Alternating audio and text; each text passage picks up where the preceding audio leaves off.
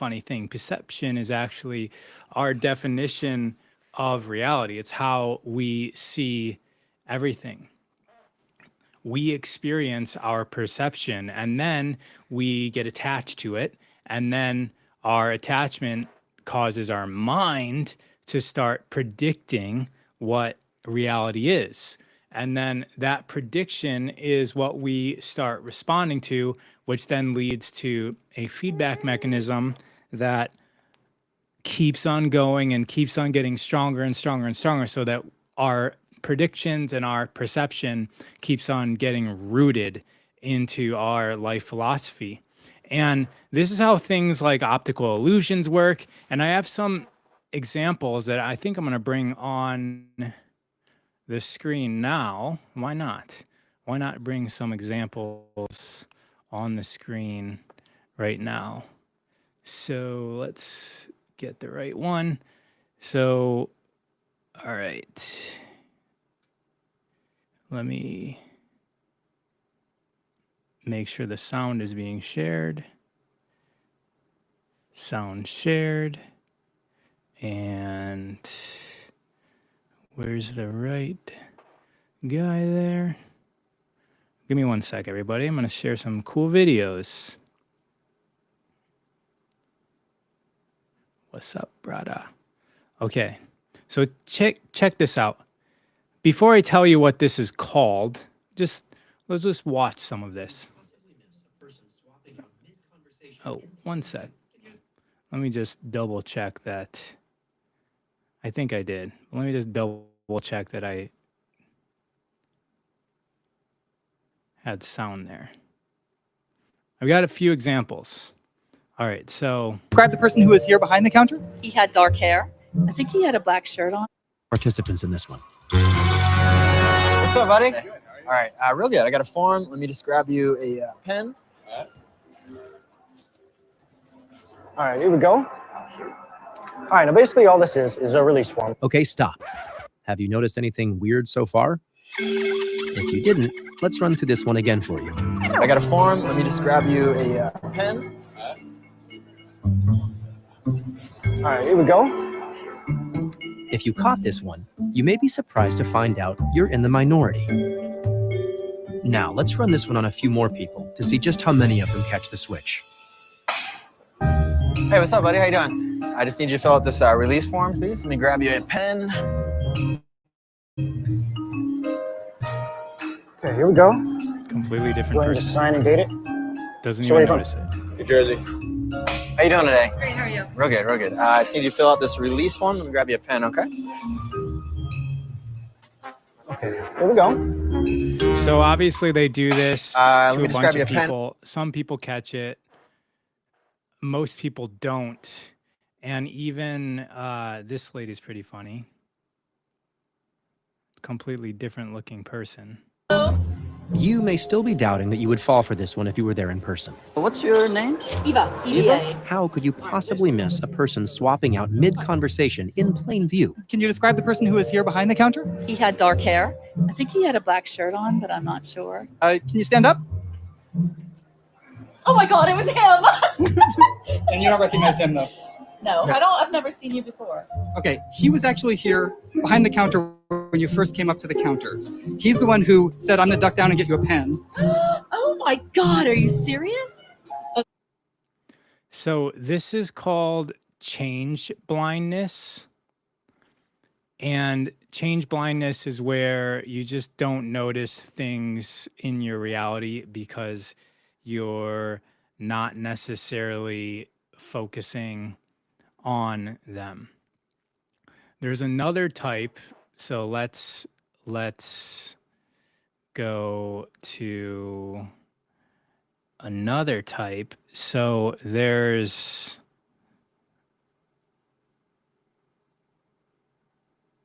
you guys may have done this one before, but if not, truly participate in this. You're basically going to have a screen and your job is, you got a job to do on this one. So just follow directions. This is a test of selective attention. Count how many times the players wearing white pass the basketball.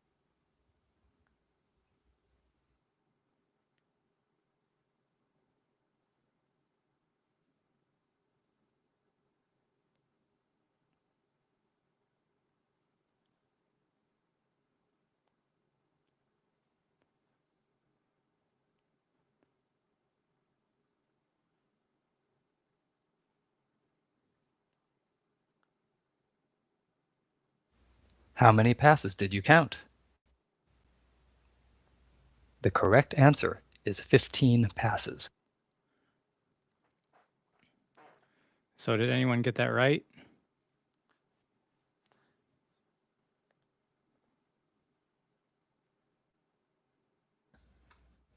But did you see the gorilla?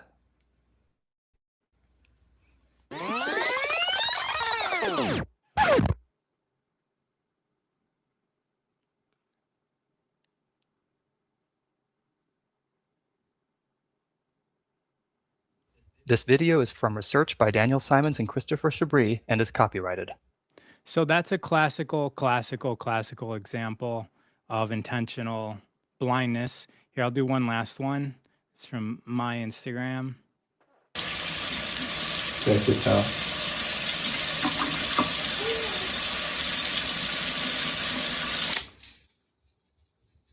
That's actually crazy. It was a piece of paper the whole time. Even when I'm looking at it, it looks like water. And I'm the one that taped the piece of paper up there. Check this out.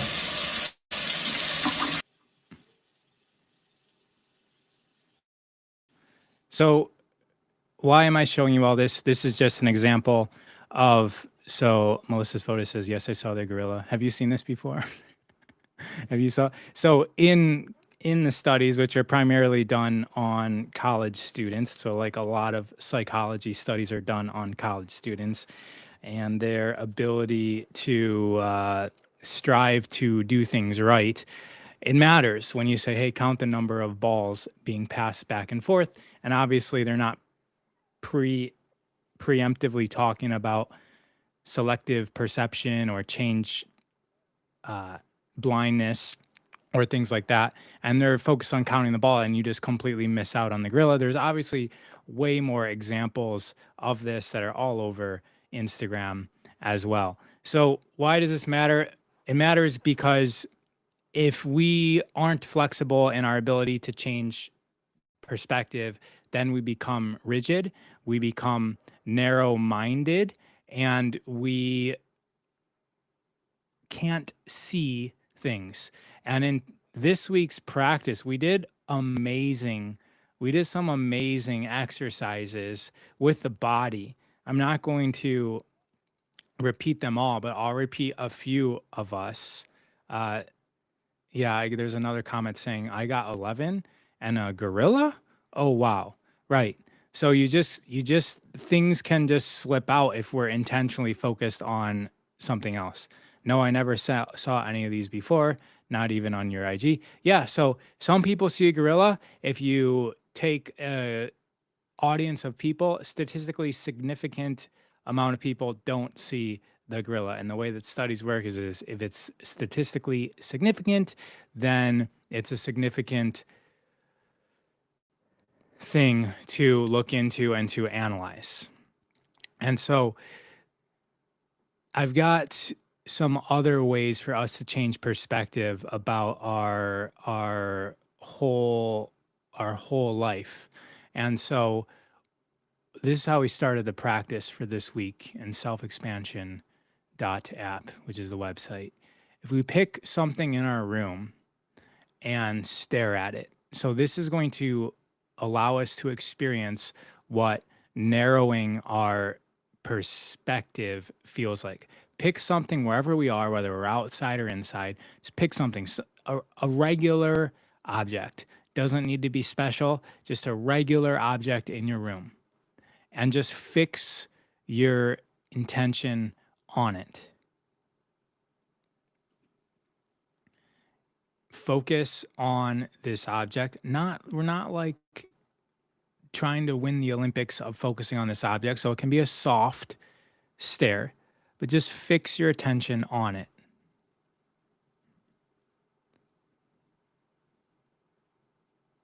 Make sure you're in a comfortable position. Probably orient your body towards this object. We're going to be here a little bit of minutes.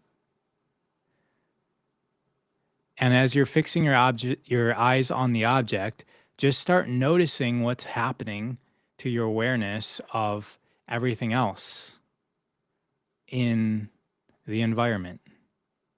you start to see that your perspective of everything else as you're focusing on this object is losing its grip on importance for you. And so you're just staring at this object. It's energetically important to your system. Now, without moving anything, without moving your eyes, still staring at that object, start to widen your perspective of focus. Start to expand your awareness. So even though your eyes are fixed on this object, the same object you were focusing on, start to expand your awareness of what else is around this object. Start to push the edges back. Start to notice the lighting. Start to notice the space itself. Also, these things were probably completely blind to you before.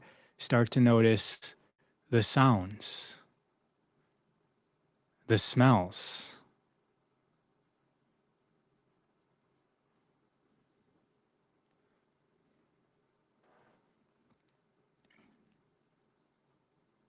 And just notice how your perception changes.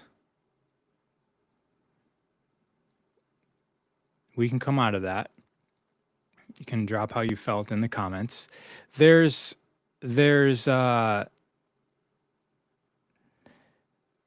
yo, Arda, if you're still there, I'm just getting a comment from you. Did you know that we moved to Thousand Oaks? So we should meet up. All right. So we have the narrow focus, we have the wide focus. We could have stayed there longer, but I'll just give you guys a taste of what we did. If you could do the same thing by putting your arms out to the side and sort of like wiggling your fingers, and you find the point where you can't see your fingers anymore. If you go past where you can see, and then you bring your hand back in slightly, so you're going way back to you can't see your fingers wiggling, and then you're coming forward until you can see the wiggles, and then you're playing with your ability to focus in your periphery. And how much can you expand that when you're doing both sides? And that's a wild thing to do as well. We did that for like 6 or 7 minutes where our arms are extended and we're just playing with, even though we're looking at one thing, we're playing with focusing our attention on the subtleties of reality. And I had a friend who taught people how to see energy. And this is kind of how she explained how it works. You're not really looking at objects or people. You're looking at them, but you're noticing what's radiating around them. And it's not something that we so much focus on with the eye's focal lenses, but it's a conscious decision to reorient the focus beyond what the physical hardware of our body, the lenses in our eyes, and we're reorienting the focus to what else there is. We're almost like looking past the nice, sharp physical image of the person. If you're just looking at the person in the face, is actually how we practiced. Just looking in the eyes, and you start to notice what else there is, and even like what other faces come up, even though you're looking at somebody's face. If you guys haven't ever like stared at somebody's eyes for 10 minutes or 20 minutes or 30 minutes, it's a wild exercise. You see a lot. You see a lot.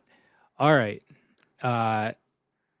We're getting a comment. Christina's saying, this is how I learned to sense energy. Right.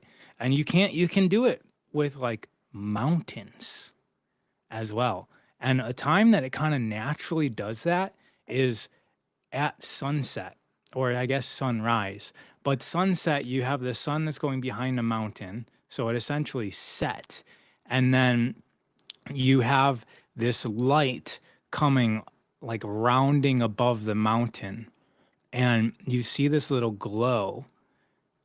And this glow is like a color that we don't have definition for. And that's essentially like light, in like it's the subtle energy of light. It's non-physical. Light doesn't have mass, but you're able to sense it. So even if you're looking at the mountain, you can start to see this buzzing around it. And there's another book called, I think it's called Healing Hands of Light. It's an amazing book. Actually, a lot of the pictures that people stole and like of like energy and auras, and I think that I can't remember, you know, the picture of the person like holding a tree with the arrows going up the tree and going through the body. I want to say that that's from this book, but I'm not sure. I can't remember exactly. Well, Healing Hands of Light, the way that she describes how you first start to sense energy is like looking at trees, and this subtle energy that I'm talking about, if you can tune your perspective into the energy around living objects, you will see that there's an interception or a intersection is what I meant to say. But like there's a lot of activity that's happening around the edges of trees and plants. And that's just like looking over the mountain, that's noticing the energy that's vibrating out of plants. All right, so we got some comments on Melissa's photo saying it went from super soft focus around the object to more in focus, but still fuzzy in the peripheral view. Then my capacity to notice went way wider when I followed the instruction to hear sounds around. Interesting, right? When you're like, you're not even aware that we have these other sensations, and when you turn them on, it zooms out. All right. Such an old book. Yeah. Healing Hands of Light. I find that a lot of the books that I'm into are like 30 to 50 years old, and maybe even 100. Yeah, getting up to 100 years old is like this, I guess, pre-internet. I never really correlated that. So pre-internet, because I'm always reading these books and I'm like, I need something more up to date.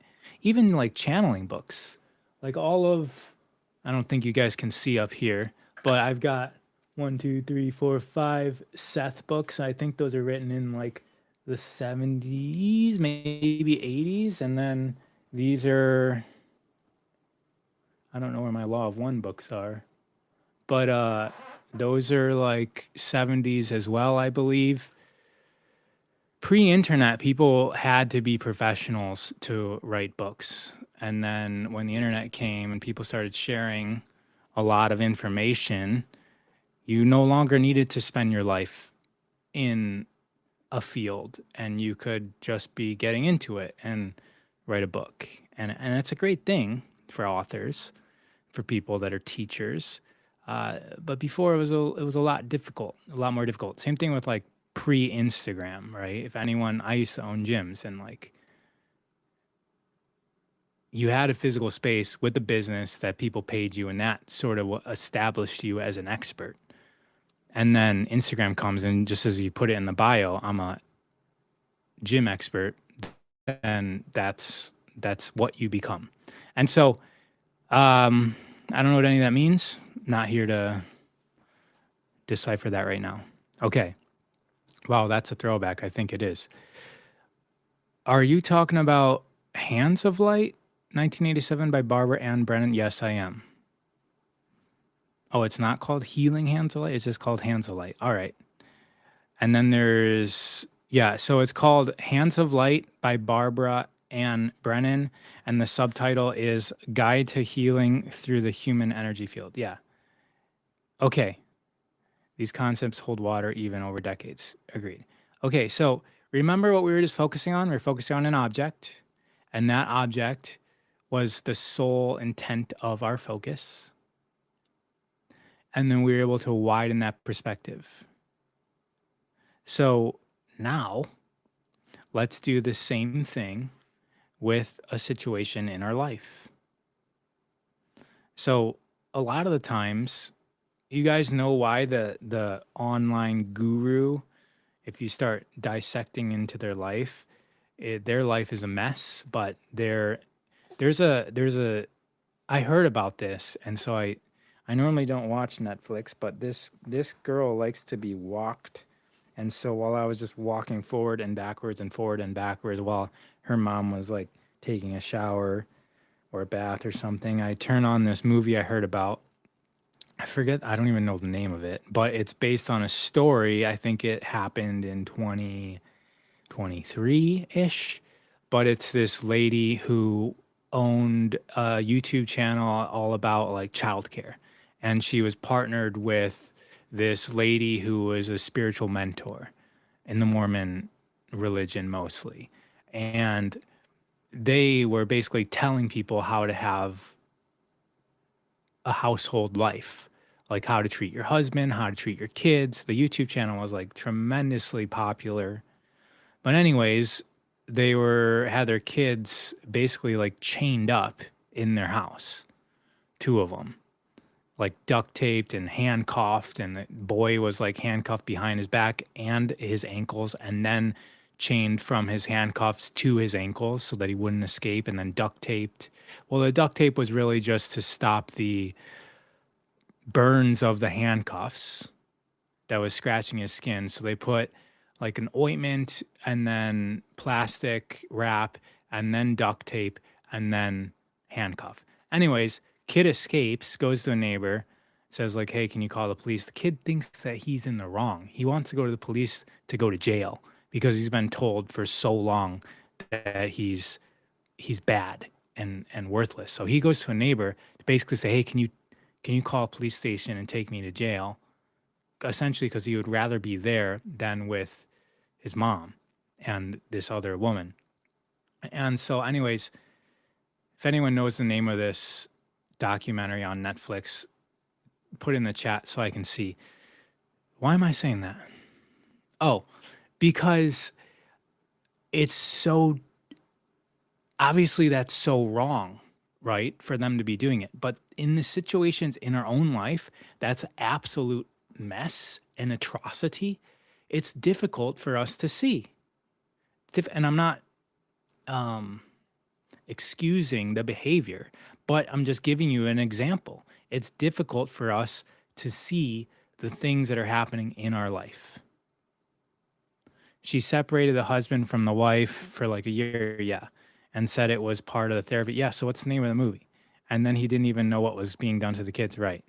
Yeah, the husband didn't know. And that's essentially the whole goal of the elite right now, is to separate the family. Because when the husband's gone, you got this strong figure that his primary role is to protect. It's how it is in the animal kingdom. Like, that is the role of the male. That's why the male is tremendously more strong than the female. It doesn't matter if a female spent her entire life fighting, like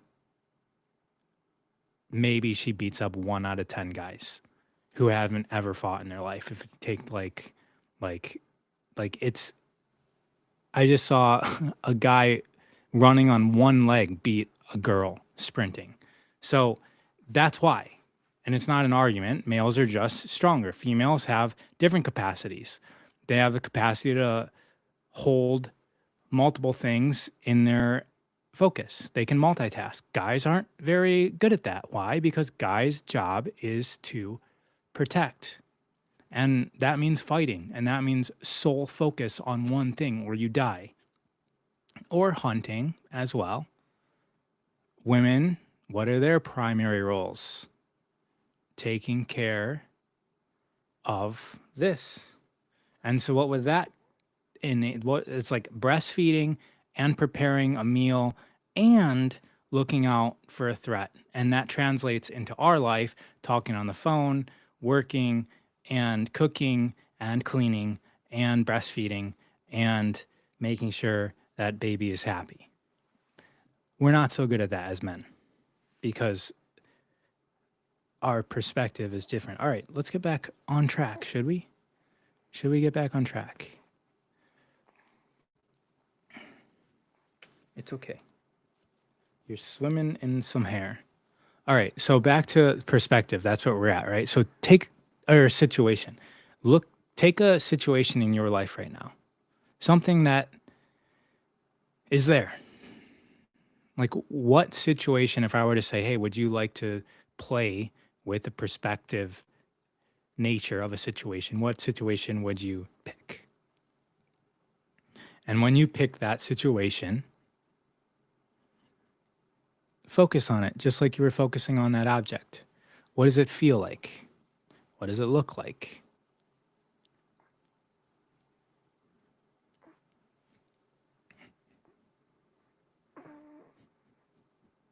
Notice your body. How do you feel as you're focusing on the situation?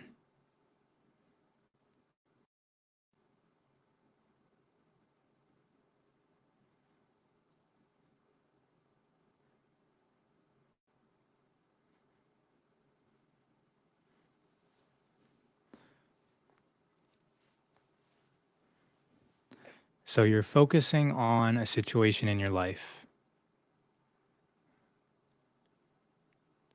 Now take your perspective of the situation and move it 10 feet behind you. So now watch this situation from 10 feet behind you. And if you were already watching from 10 feet behind you, go 100 feet back. And how does that change? Notice how that changes the situation. It changes your awareness of your situation as we reorganize the spatial perspective of it. Just breathe in the scene and notice the contrast.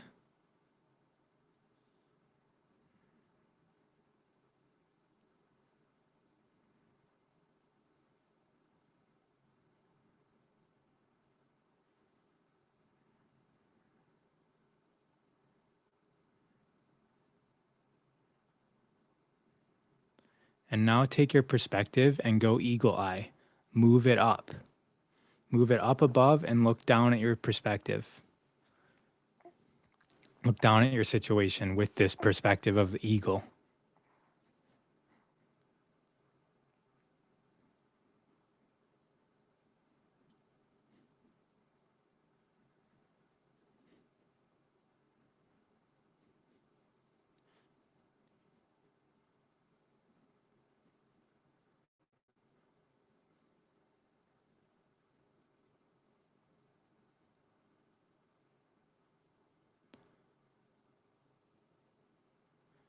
So how does that feel in your body when you notice it from above?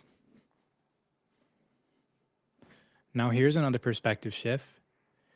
View this situation that you're in as if it was your first time in this situation. View it as a first timer. How would you be? How would it look to you if it was your first time looking at this?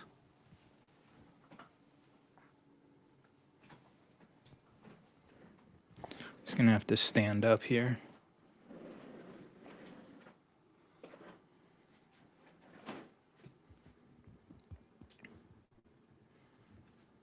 View this situation as a first timer.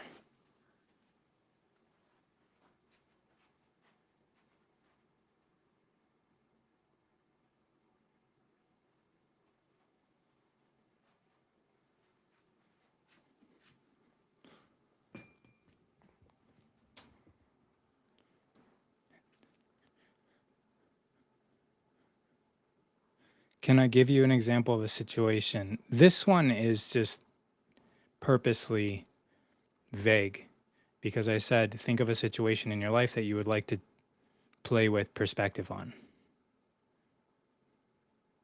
So it could be you considering asking your boss for a raise. That's a situation. How does it look you being in that situation? How does it look watching yourself worry about this conversation, practice about this conversation, avoid this conversation? How does that look from 10 feet behind you? Changes it because now you're not in your own body. You're watching yourself deal with this from behind. And now maybe you even see what you've done to prepare for this, why you deserve this, why you think that you don't deserve this, and maybe why that's a little bit silly for you to think that. You might also even see your boss in that image. And when you zoom up to it, you see all of the components, and maybe even you see your timeline in that when you're above this perspective, especially if you've done a lot of my exercises before where we've done this where we view from above. We view our life as a timeline and ourself as the present moment and the past and the future. And then when you view it as like a first timer, maybe you're like, I wouldn't be worried about a yes or no because I don't even know what the consequences are. So when you're thinking about viewing something as the first time, it could really shift because you don't know enough to know that you should be worried. First time energy is amazing. It's amazing. I did so much stuff in my life where I had no clue what I was doing, but I didn't know enough to know I had no clue. And that just brought tremendous amount of confidence. And guys, there's people doing that all around you. They're taking your jobs. They're taking your clients. They're taking the opportunities that you are analyzing. Analysis paralysis. Analysis paralysis. So we then, once we can do that, we earn another dimension. We earn another dimension. If at the end of the day, that's why journaling is so powerful, because as the journaler, you essentially become an author.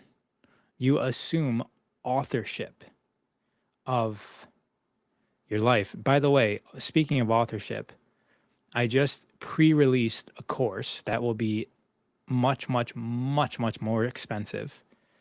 It's on my website. I think it might be $11 or $33. I don't know. I basically made it free. But this is just like a pre-planning phase. It's called the Manifestation Experience, and that teaches how to assume authorship. I just pre-launched it, and I'll get some feedback, and then I'll probably rework things. And it's essentially a master course of what I've learned manifesting my entire life, creating my entire life throughout my life. And like I said, it's essentially free right now.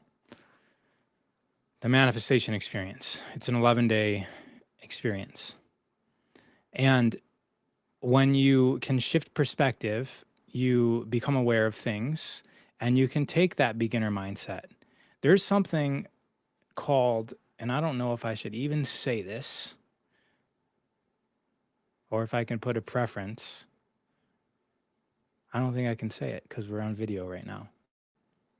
But it's basically in tarot, there's a card called the Fool. And the Fool doesn't know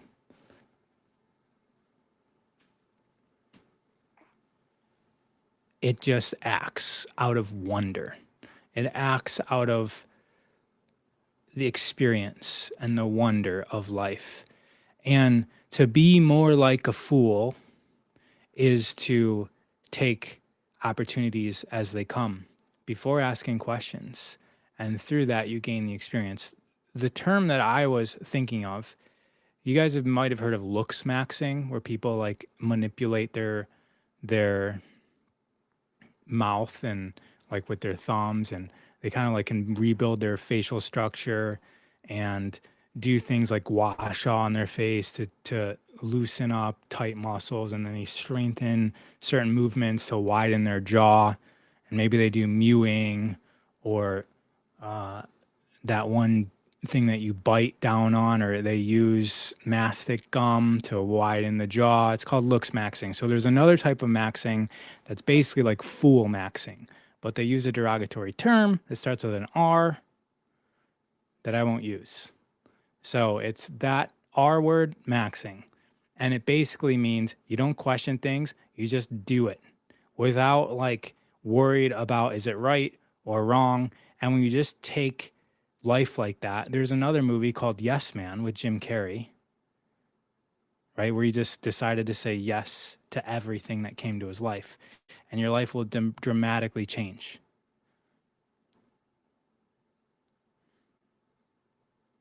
And so the goal of the practice was to take this notion of perspective shift, and then we did a series of exercises that were actually using our full body. And we did these exercises to embed this program.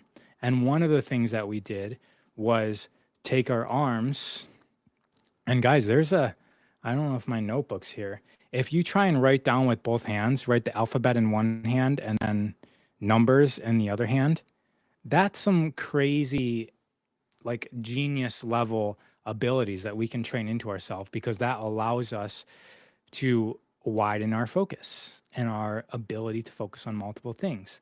So what we did in our thing was we circled this is like the kindergarten version of that. We circled one arm, and then in the other arm, we wrote the alphabet. And we all have performance attachment. We all have an attachment in the first world where we have schooling that teaches us that you're right or wrong, and that the answer is A, B, or C, or D, or all of the above. We have this attachment to being right. And so when I say circle your one arm in this direction and then start writing the alphabet in the other arm, your first arm starts messing up. And we're encoding not being attached to messing up. And so through the exercises, we encoded widening our perspective so that we're not even attached to getting things right, because that's a huge thing that stops us from our greatest version of self. Needing to be right, needing to perform, needing to be good. Because what did our parents tell us? You did good. Good job. There's also another philosophy that you shouldn't do that stuff. You shouldn't reward kids and praise kids for what they accomplish, and that the focus, and again, this isn't my philosophy, the focus could be or should be on the mechanism of their success. So instead of great job winning the race, it's, hey, great job on your strategy that you used in the race today. And you talk about the mechanism that they use to complete the task. And that is independent of whether they won or lost. You can tell me a little bit more about your thought process of how you did it. So now you're not only praising the outcome, you're rewarding the intention to be in action. And that intention to be in action isn't blunted by the fear of loss. And man, oh man,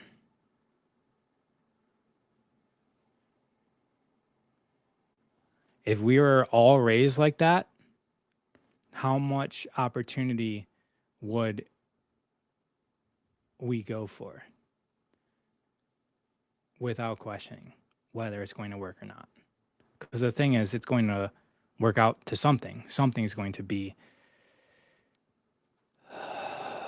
there for you. While these perspectives lighten, while these perspectives what feels heavy, constraining, entangled, now I feel there is a lot of space and separateness is observed. Breathing deepens and releases. Yeah, I didn't even talk about breathing. It just happens. By the way, the name of that movie, somebody dropped in the chat, was Evil Influencer on Netflix. These healing words come just at the right time for me. You have no idea how many people say that exact phrase. This came right at the right time. Because it's never coming at the wrong time. Everything happens for you perfectly as it should. Everything. That means every person that you meet is there for a reason. And you're there in their arc for a reason as well. And again, this is independent of whether you feel comfortable, whether you feel happy, whether you feel depressed, whether you feel accomplished, whether you feel like you're on purpose, it doesn't matter.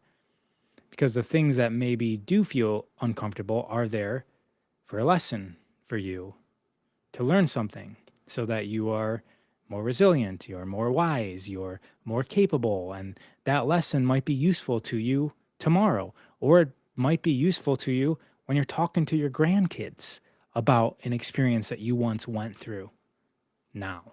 You're talking about it 50 years later. Perspective shift. What are these situations in my life for? Just to make life suck, or is it to color in life?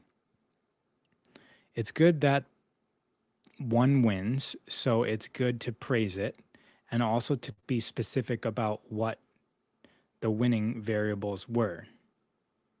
Yeah, I mean, I guess and I agree with you. I was raised on sports, and so I quickly detached from winning and losing, and so I don't really have the same perspective as you. I don't care to win, even though I won nationals multiple times in sports teams, and I was in the,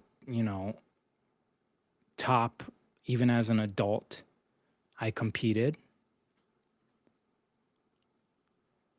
You'll see in documentaries about athletes, it's not about the finish line. The finish line isn't actually that important. It's the day-to-day. It's what you do every day. It's the identity. It's who you are. Finishing is a side effect. Where you finish is a side effect. And so the priority is in who you are. It's the day-to-day. Do you love what you're doing?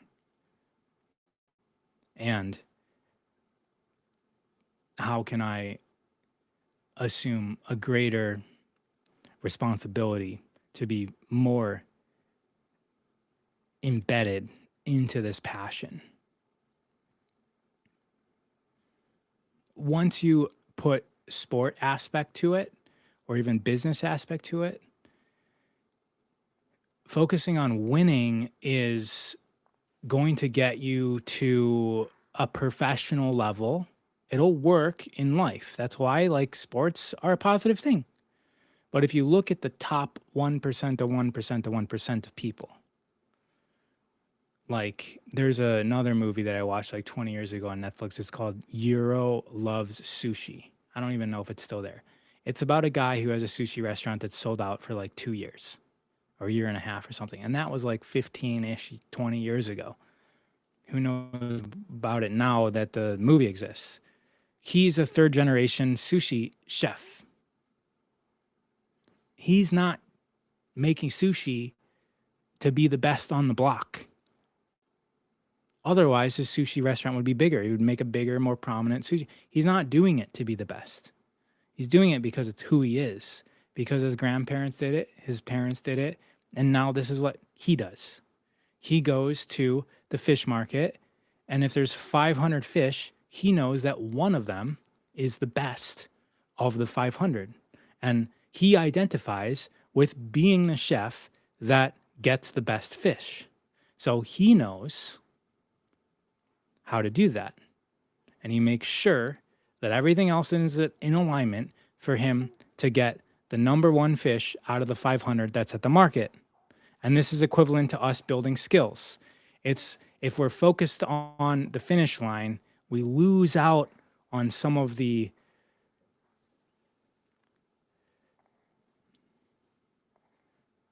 sharpness of the person that does it every single day because that's who they are.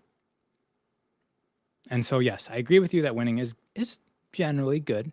And then there's a way to transcend that. And I've been blessed to transcend that because I started playing sports when I was 3 years old.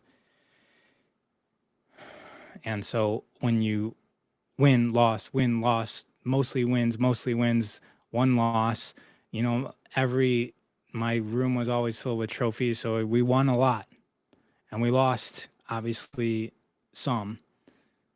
And growing up with that paradigm, you just like, you see the kids slam their stick on the boards after a loss and you're just like, what? Dude, I'm doing this because I love it. But then you learn that a lot of these kids are doing the sports because their parents make them do it. And that's where the parent that is focusing on winning is going to put a little bit too much pressure. Anyways, thanks for the comment. I was just adding another perspective from mine. So Jiro Dreams of Sushi on Netflix. Yeah. It's spelled Jiro. Dreams of Sushi, not Love Sushi. Number 1. I thought I was off my path, but I'm still on my path. Just got caught in my emotions. I now know I need to not let eternal things steer my ship. A ship is a good analogy, by the way. Thank you, Ra, for sharing yourself with us strangers on here, following your page for about 5 years and always come away with your wisdom. Amazing. Thanks for sharing that. So, guys, I have something more to say. The journey, not the destination. I got you. Yeah, exactly. Huxley. I mean, different perspectives, right? Which is the whole thing today. Is like, you can make the argument that winning is better than losing, which definitely is true. But me as a coach, I used to coach athletes to compete in physical fitness competitions. They lost a lot. And my perspective that I would offer them, because they obviously were oriented towards winning being better than losing. And so I just lost. So I wasted the last 6 months of training and yada, yada, yada. And I'd be like, yo, you learn nothing from winning. The learning comes from the losing. And so let's analyze this. Why did you lose? Oh, because you couldn't do this. Good. Now you've got some fire in you to make sure that you know how to do that. And that pain and that sting of the loss acts as motivation. There's something else I wanted to bring up, but I just looked at all these comments and I got lost. All right. A lot of times winning can just be showing up. See? Now that can work for somebody who maybe had very strict parents with a lot of pressure.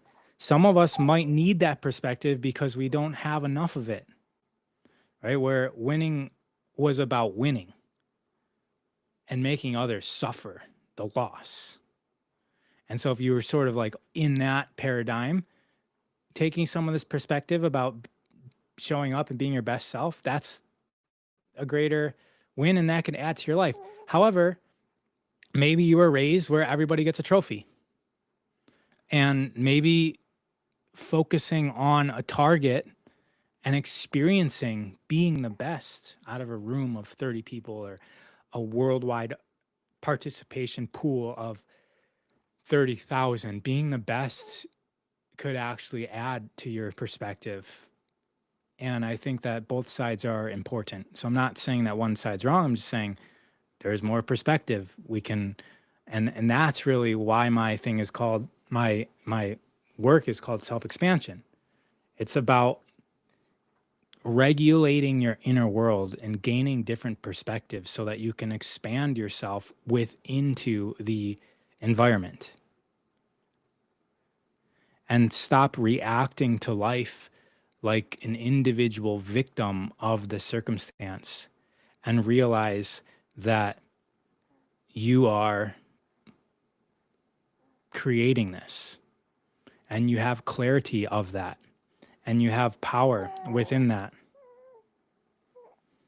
and responsibility.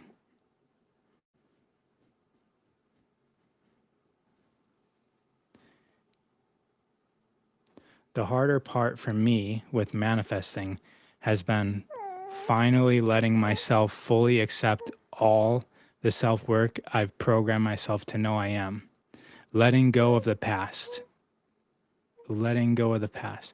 Fully accept all of the self-work I've programmed myself to know I am. Finally letting myself accept all of the self-work.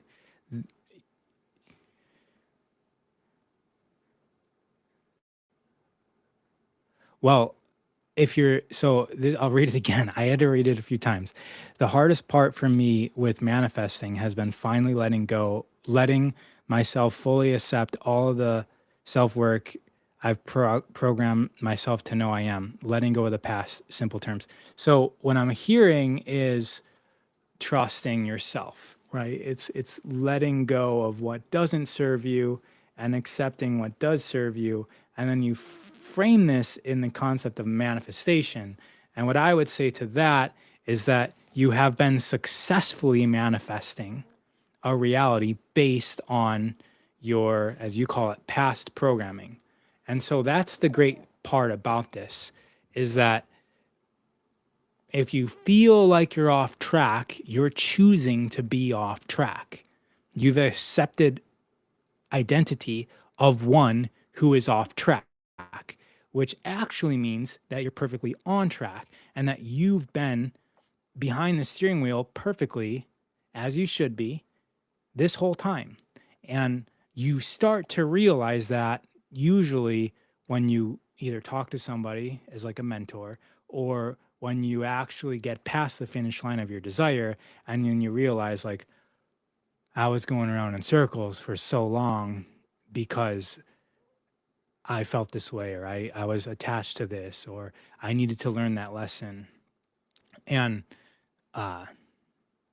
yeah, so you're still perfectly manifesting now. You're manifesting within the turmoil of the misalignments of what you think you could be and what you are being, right? There's that tension there, and that creates misalignment, and that misalignment is what causes you to be in situations that require you to be aligned. And so you constantly feel like you're failing because you're repeating situations that are calling you to step into alignment that will put you on the path that you think that you desire. But right now, the path that you're on is to get past, go into the cave that you fear most, to get past that final enemy, which is just a reflection of what you fear. And once you can step through that, then you become unchained to your own creation.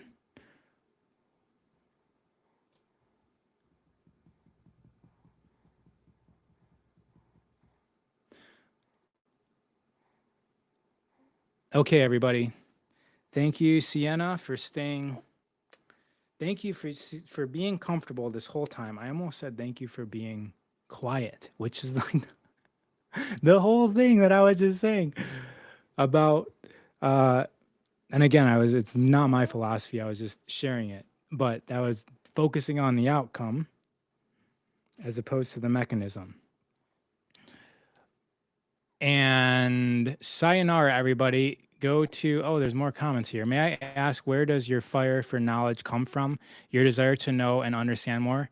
Good question. Probably have never ever said this to anyone, but basically, I didn't really get taught much by my parents.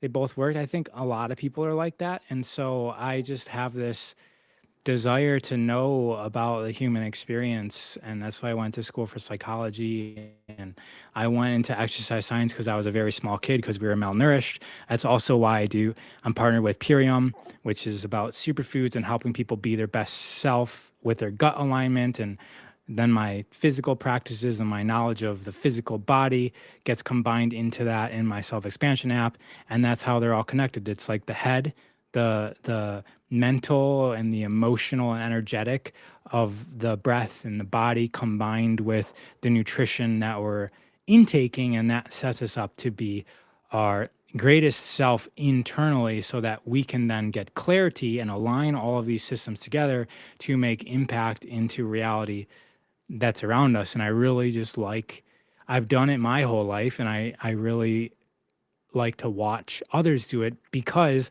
I would rather live in all of our dream worlds than in, like person was saying, misaligned, sort of confused recycling of lesson state that it's so easy to fall into. And actually, as you think you're winning, you realize that you're still just in a similar matrix. And so there's really no better or worse in terms of that. But I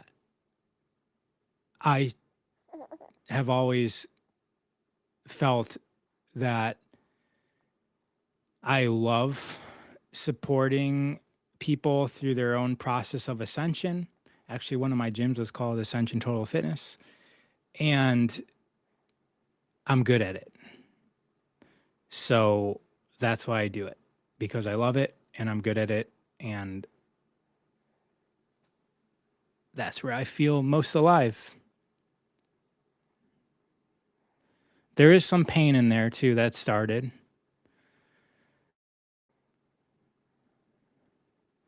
Realignment, balance, the acceptance of my greatness, not fearing myself, and knowing fully the worth of all the greatness I know I am.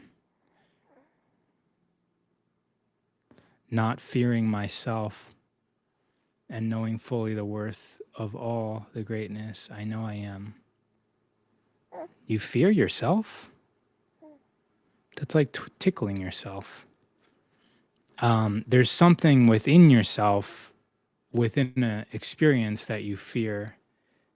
And so I would get more specific about what you mean by fearing yourself. And then just saying like something general, like not fearing myself, can be more clear. What exactly do you mean by that? Raw of Earth programs can be found at rawoferth.com and selfexpansion.app. Thank you for being open with your answer. Much love. I could definitely be more open. There's more there, but I gave a little peek. Okay, I'm gonna take her on a walk, everybody. Bye-bye. Baby, it's okay.